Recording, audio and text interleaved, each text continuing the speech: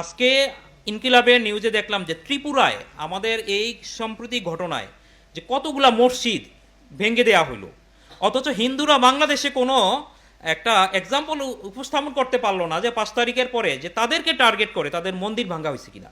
আমার ভাই অ্যাডভোকেট মাহফুজুর রহমান সাহেব উনি খুলনার বা যশোরের কথা বলেন, সেইটা আজকেই শুনলাম ঢাকা বারে, যে তারা আর ভাঙলে তারা নিজেরাই ভাঙছে, এটা প্রমাণিত হয়েছে। তাহলে এই যে মানে হিন্দুরা এখন যেটা করতেছে এটা হলো তাদের অতিরিক্ত বাড়াবাড়ি, অতিরিক্ত প্রপাগন্ডা। কিন্তু সামগ্রিকভাবে আমরা মনে করি বাংলাদেশ একটা সম্প্রীতির দেশ।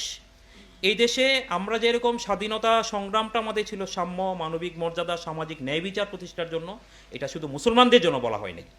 এবং ইসলামী আন্দোলন বাংলাদেশ, যুব আন্দোলন, আমাদের সকলের এক এবং অভিন্ন লক্ষ্য, সেটা হলো নাগরিক হিসাবে বাংলাদেশের প্রত্যেকটা মানুষ সমান, সে বিচারের অধিকার রাখে, সে সামাজিক অধিকার